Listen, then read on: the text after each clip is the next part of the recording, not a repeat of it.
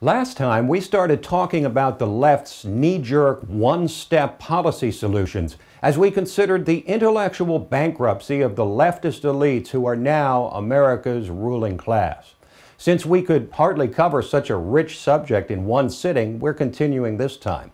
In terms of simplistic thinking, consider the issue of health care. The left sees some 15% of Americans without health insurance and says the solution is to simply force the 85% who are insured to pay for the uninsured. Though in this case, you must give them credit for complexity. They've concocted a 2,300-page monstrosity that nobody fully understands.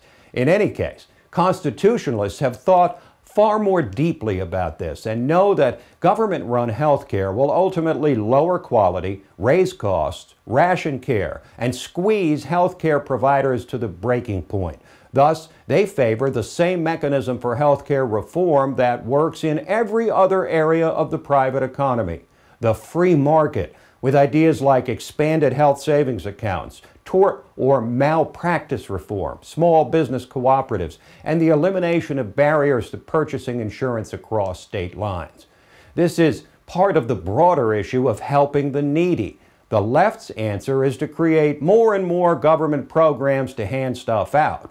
Constitutionalists understand that handing something to one person means taking it from another, who then has less money to spend and invest, which leads to less economic activity, as well as less incentive and opportunity for the needy to become independent and lead productive and fulfilling lives.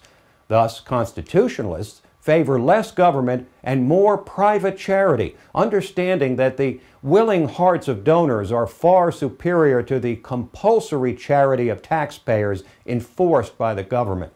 Again, a one-step thought process for the left, many more for the opposite point of view.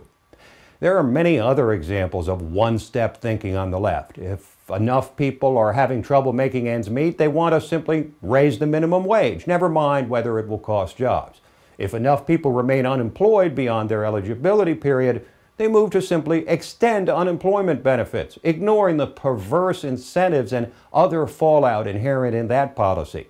Problems with illegal immigration? Well, just have the president unilaterally declare some 800,000 previously illegal aliens as legal.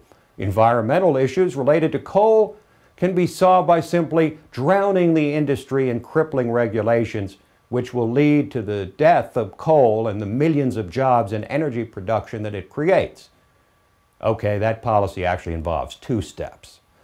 And then, of course, there is climate change. In the 1970s, environmental extremists and alarmists discovered a cooling trend, so, of course, warned us of the certain doom of the coming ice age. That same crowd now detects a warming trend, so catastrophic global warming, requiring economy-crushing regulation to contain, is obviously a threat to our very existence. In all of this, the single-step left can be counted on for one thing. The one step they take on any given policy will always be centered around more government control, in spite of the demonstrable, spectacular, and repeated failures of their political philosophy. After all, taking into account proven and unintended consequences requires more than one step. The fact is, it is not constitutionalists, but the leftists who have become simple-minded and intellectually bankrupt. They have not had a good or successful idea since, let me get back to you on that.